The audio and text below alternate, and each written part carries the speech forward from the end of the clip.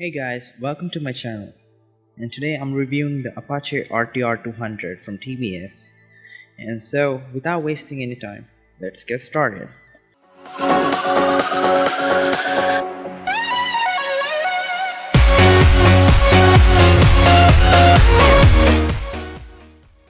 So welcome back, and today I'm reviewing my Apache RTR 200, and what gives me the right to review is I completed the 3,200 mark on this kilometers, and I even did the second service, prior to the first service, and I got the second service. And now here's the bike, and well, I have very mixed opinions about this bike. I mean, I like this bike in some factors and I dislike this bike for some factors. So I'm gonna review what it feels like to own this bike. And well, so I'm starting with thing. I just removed the guards which are on the back. Most probably it's the rain guard, whatever, like mud guard or something. So I removed that because it's not raining in December. Sorry, it's October, so I expect it doesn't rain, so I removed that, and I removed the sari guard because I'm not gonna I'll be riding alone most of the time, so I don't need that anyways. And well, here's the beautiful Apache RTR 200, and the first thing I'll go is the instrument console. So when you turn on the instrument console for the first time, I'll just start up like that, and it has gear indicator, by the way, and it has lap timer, high speed recorder, and short time distance. It's basically a 60 kilometers distance. So if you already been through all this, I'm just gonna skip the features of the bike. Basically, it has a 200cc motorcycle, and it only powers about 20.1, maybe like 21 PS at 8,500 RPM and 18.1 Newton meter at 7,000 RPM. And well, talking about the bike, and I just really like it. Before first service I used to get great pickup. The mileage always stayed around 30-32 in the city, but when you go in the highways, if you're there's a situation if you ride slow, below 80, you'll get amazing mileage of around 35 plus. So I'm just gonna review it, but if you're just going up around 100 and 100 plus, you would drop the mileage about 25 or something, not 25 but maybe like 28 something. So talking about the problems, I had this bike, and I had the problem of the around 3,000 kilometers I had jumping chain problem. It's because of the worn out front sprocket. I don't know how it happened, but it just happened, and I just received the complaint onto the TBS, and they did it. They're gonna replace it. Well, coming to the braking department, it has great brakes, by the way. Not like the Pulsars and the Dukes. Of course, they're not bright brake, so you have a slight bit of play in the brakes.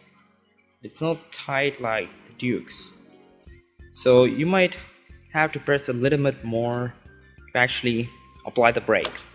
And I would say I did stoppies on it, and the tires are really good. This is a stock carburetor version with Remoro tires instead of Pirellis, because I actually wanted to go for the top end, but at the time of purchase and even till now, they don't have the top end versions. They only have the single stock version. There is not even fuel injection in it. So if you're planning to buy this bike, and if you're not looking for more power, it has great low and mid-range power, by the way, but it lacks a bit in high range, but it's simply great. It has 5 gears. If people are thinking about why it only has 5 gears, but actually the 5 gears are actually almost equivalent to 6 gears on a KTM Duke or anything, because the ratios are different. The first gear has a greater ratio. The basic thing is that you will have a greater range in each gear, so you can go high speeds in a single gear. In first gear you can do about 0 to 40, 45. In second gear you can go bump up to like 65 or something. And third gear I think it can not 65, probably like 55, and third gear will get you around 80. I mean, you have the great range when you compare it to the 6th gear versions. You don't actually need a 6th gear, but it will be great. 6th gear will make it comfortable even in extreme high speeds, like over 130 plus something. The bike doesn't go over 130. I mean, it does go in the speedometer, but coming to the real speed, the speed is only checked at V boxes, and so in V boxes, you'll have the accurate speed. When it actually reaches 108 kilometers per hour, it's actually 100 kilometers per hour. So it's 8 kilometers optimistic at 100 kilometers per hour. I think I'm confusing too much. Basically, the bike is great. I mean, I did a lot of things, and it just really did well. I removed the mirrors because I fear, hitting someone, because I drive sometimes rash, so it's probably the big case. And the bike is pretty well built. I mean, it's very sturdy. I tried to do stoppies and wheelies in the start when I got the bike, and it held pretty good. But I only have a small problem with this bike, is the fork. The fork actually gets loosened after some time. I mean, I usually experience it. It's not a big problem. You can just get it tightened up in a stop in any mechanic. But my complaint is the TVS service people are not so well, what they call, knowledgeable. They usually lack knowledge. If you go to them for a problem, basically they will just tell some odd reasons, which doesn't even exist. I mean, it doesn't happen to be a case with every service center. Basically, it could be mine, just mine, right? And well, the disc brakes are good, but they don't jam up like really good.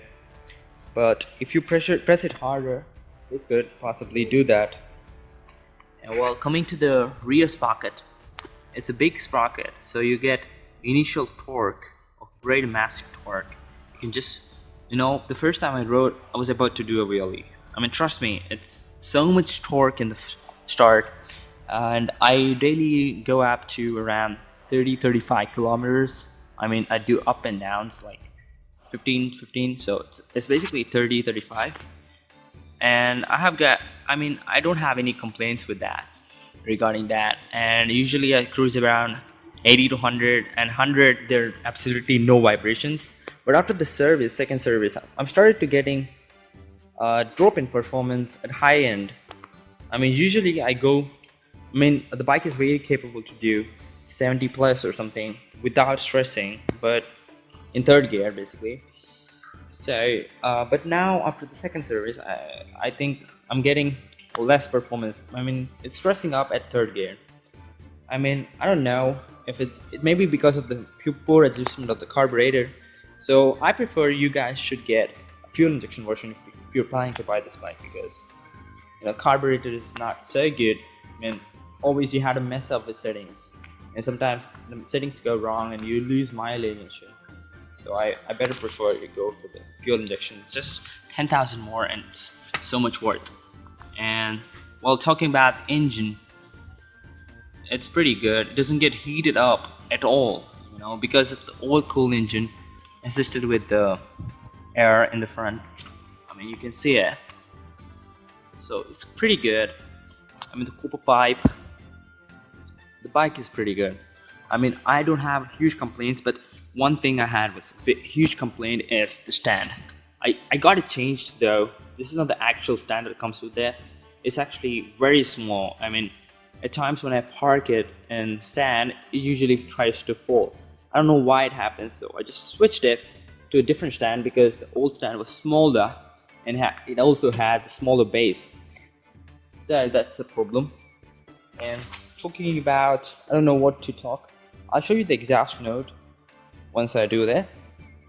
And well, the clutch is good. Everything's fine. Everything's been fine. The fuel tank is pretty good. I mean, it's set on the right side. I think it's beautiful. It's pretty good. Once you take off the rear mudguard, it looks pretty good because the tire is 130 mm, 130 inches. I don't know what, but it's pretty wide. The exhaust sound is the best. You get the bass. The sound which comes from the super bikes. You get the bass of it. And well, I mean, I never heard of split chest of cradle. I mean, double split chest of cradle. I think this is an experiment, but that's pretty good. But if you're looking for stunting or something with this bike, this is not gonna work because it's of the bad position. The thing I would wish would be improved is the foot pegs. I wish they're set a little bit back like here somewhere. You know, it'll be a lot comfortable if you're a taller rider like me. I'm 6 feet, so they should do that. And I mean, there's been no huge complaints on the bike. The bike is good for the price of 1.10. I mean, it depends on the place. 1.06, 1.10. I mean, this bike is perfect. Amazing package of everything in it. I mean, it comes to the monoshock. It has all the modern features, except the liquid cooling, which we're missing out. But I would say there's no need of liquid cooling because it has. It does pretty good. It doesn't get heated up at all. Even if you compare Duke with it, Duke does have huge, massive performance over this bike, but it heats up like a lot. I mean, it heats up pretty easily. If you go slow, it heats up. I mean, there are a lot of problems with that, but that bike could be used rough and I mean really hard. But this bike, I don't trust. I mean, this bike cannot be used rough. I mean, I think maybe because of quality, if I ride rough, I'm getting like sounds and stuff, but it has to do with me. You know, ride this bike smooth and maintain it pretty well. You'll be pretty happy with it. And don't usually give the bike to your friends and someone because they usually, whenever they get bikes, they try to drive it hard and so that will damage it. And here is this lights. It's beautiful. Here is the 360 degrees. The bike looks good, feels good, rides well, performance great. And I also covered the problems I had with this bike. So coming to the exhaust note, it did change a bit. When I got it in the start, it felt more bassier, and now it doesn't feel that way. I mean, not that bassier anymore. It just feels good, but though. So I started the engine. As you can see, it always stays around 1.12 or something. And we're talking about the bass, just coming up here.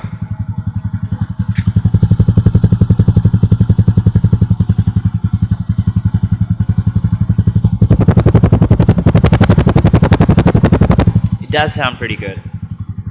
I can even rev it up harder.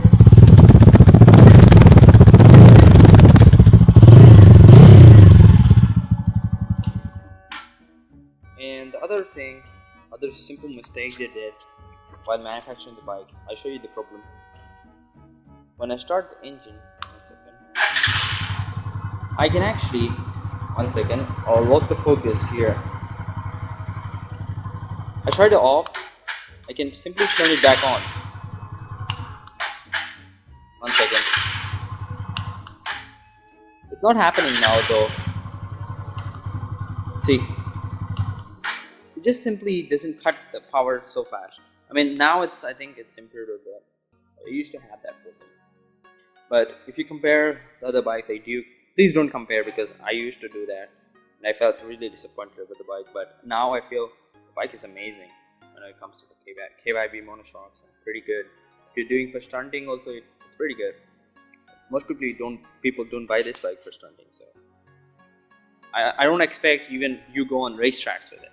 So, I mean, talking about this, the remote tires are not that great for racing because I fell two to three times on this bike because of the tires being less grippy, and usually it happened to skid.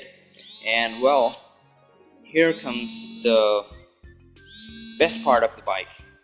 Don't worry if you drop the bike because I dropped it 3 times and nothing really happened. It's just scratches in here and just repainted it. The best thing about the bike is that when you drop the bike, only these 2 things fall on the ground, and just the foot pegs are properly, and nothing on the bike is scratched. Even there's this thing. So I think it's great. I mean, I never seen a bike so pretty well built. I it's pretty awesome. So there's a slight need of performance that I'm lacking, but yeah, everything's good. You can easily defeat most of the 150cc bikes in the market. This is not the fastest 200cc bike though. I mean, it's probably the slowest 200cc bike, but it is very good for the price. I mean, you can't get a better bike for that money, and here it is. So thank you for watching this video. Keep watching it. I'm actually waiting for my GoPro mount on the helmet, so once I get that, I'll be making video logs on this bike. So if you're already a customer of it, or you just want to buy this bike, just press the like button and subscribe to my channel. Thank you for watching this video. Goodbye from Motosensei.